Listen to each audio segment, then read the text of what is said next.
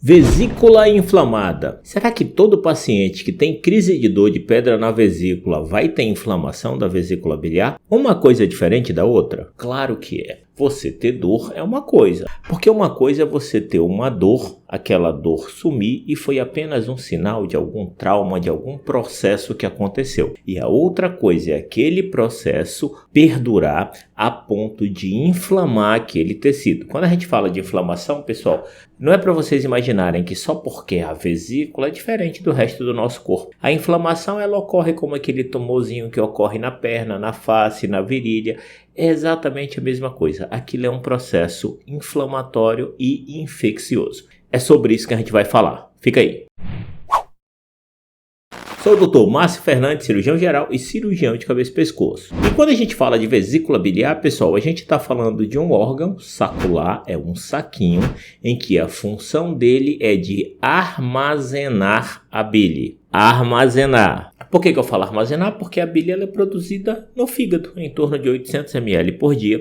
E existem alguns espíritos que falam que se você retira a vesícula, você não tem mais bile no intestino e não vai absorver as vitaminas lipossolúveis. Balela. Quando a gente sabe que a vesícula biliar ela é um órgão armazenador, quando existe alguma alteração no seu processo de contratilidade, isso mesmo, ela se contrai para expulsar o que tem dentro dela. E ocorre uma alteração da concentração dos solutos da bile, pode se formar pedra. Mas o fato de se formar uma pedra dentro da vesícula, onde nós chamamos de pedra na vesícula ou o nome médico colelitíase, não significa obrigatoriamente que esse paciente vai ter dor de pedra na vesícula ou essa vesícula vai evoluir com processo inflamatório. Muito pelo contrário, o que a gente sabe é que 60% das pessoas que descobrem pedra na vesícula e não têm dor, nunca vão ter dor durante a sua vida. Então, teoricamente, não tem indicação de cirurgia. Quando a gente tem a vesícula biliar, ela fica nessa posição no nosso corpo, ou seja, o fundinho fica para baixo e a saída dela fica para cima. E naturalmente, pela questão da gravidade, as pedras vão ficar aonde? Vão ficar no fundo da vesícula biliar. Elas podem flutuar aí dentro da bile, no líquido. A bile não é um líquido tão fino quanto a água, é um pouquinho mais espesso e a pedra fica flutuando.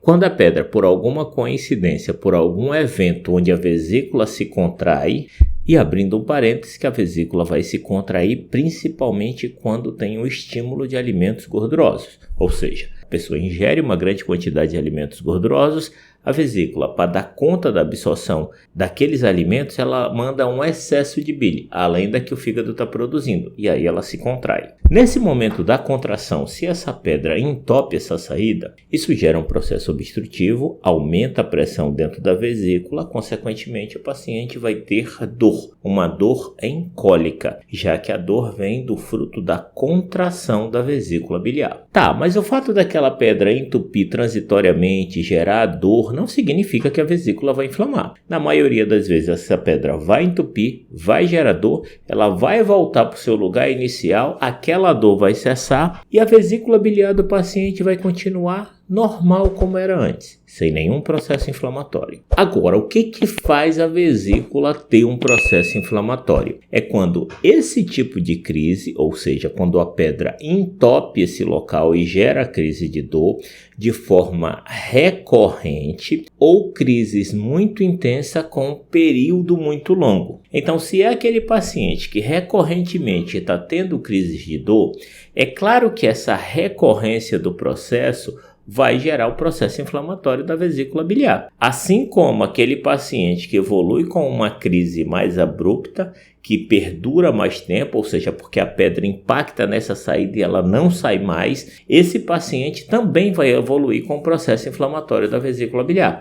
Por quê? Por causa da intensidade e da duração da crise. Não foi só um estímulo de dor e parou aquele estímulo. Não, aquele estímulo de dor, de processo inflamatório, ele continua gerando desconforto para o paciente e, consequentemente, inflama. Como eu dei o exemplo no início do vídeo, quando a gente fala de processo inflamatório, a gente imagina naquele joelho inflamado, naquele tumor, naquele abscesso, e isso vai ocorrer exatamente igual com a vesícula biliar, dependendo do tempo e da intensidade da crise. Olha essas duas imagens. De um lado, tem uma vesícula biliar normal. Você perceba que ela é brilhosa, você percebe que avaliando, você consegue ver que é um saquinho molinho, com bile dentro, você vê que tem umas gordurinhas do lado, e quando você olha do outro lado, você vê uma vesícula inflamada. Você vê que ela está retraída, ela é uma carapaça, ela é mais endurecida, ela está diminuída por causa do processo de retração da cicatrização. Ou seja, gera o processo inflamatório e vai fazendo uma fibrose na vesícula biliar. Então, como a gente sabe que a perduração do processo inflamatório vai gerando esse tipo de processo inflamatório na vesícula, isso sim é uma vesícula inflamada.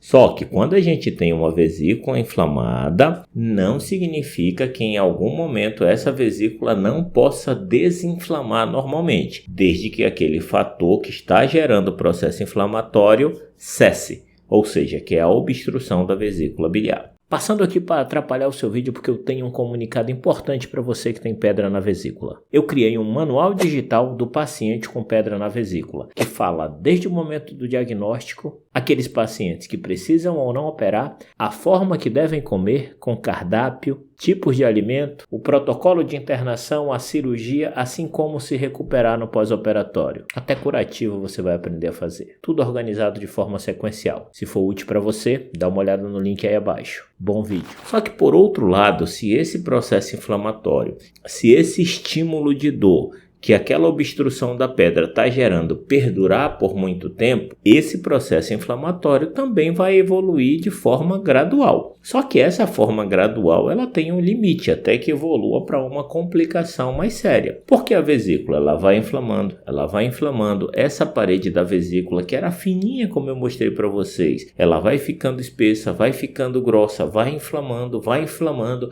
até que chega um ponto que ela não aguenta, que ela se desgasta, que ela apodrece, que ela necrosa e que a vesícula estoura. Essa da vesícula estourar, se romper, é uma das complicações mais sérias que ocorrem no processo de pedra na vesícula. Por quê? Porque houve um processo inflamatório tão intenso, tão desgastante, que gerou perfuração da parede da vesícula biliar, porque ela não suportava mais aguentar aquela pressão, estímulo de dor, pressão interna da vesícula e o processo inflamatório. Então ela perfura para diminuir aquela pressão.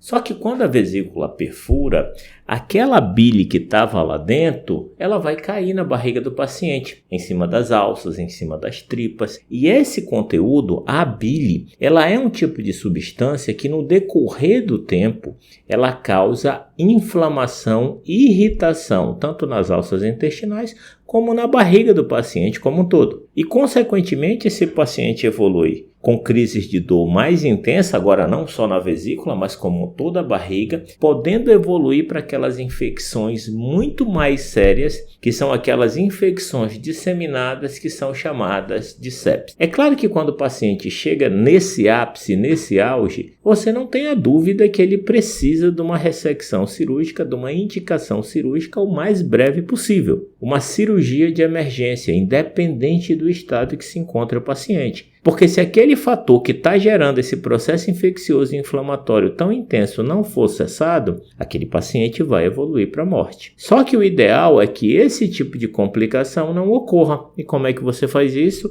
Detectando esse processo antes que ele evolua para uma perfuração de vesícula biliar. E eu não estou falando que o mundo é perfeito, eu sei exatamente como são os prontos-socorros do SUS, os prontos-socorros públicos e que depende muito de quem está de plantão e do bom senso da pessoa que vai lhe atender. Eu sei de tudo isso. Mas se uma pessoa tem pedra na vesícula, ela evolui com dor, essa dor tem uma piora progressiva que não cessa, que aumenta de intensidade, mesmo fazendo uso das medicações que você está fazendo em casa, será que não é hora de ir para o pronto-socorro? E não só dizer, ele vai chegar lá no pronto-socorro, ele vai passar remédio para dor e vai me mandar embora. Então nunca tente adiantar a conduta do que a pessoa vai fazer. Por maior que sejam as frustrações que nós sabemos que podem ocorrer no hospital público, nós sempre temos que ir lá a avaliar, justamente para a gente evitar que ocorra esse tipo de risco, que consequentemente põe em risco a nossa vida. Lembrando que o fato da vesícula estar inflamada em si, sem a perfuração. Existem situações em que a cirurgia vai ocorrer de forma muito tranquila, pelo menos na maioria das vezes,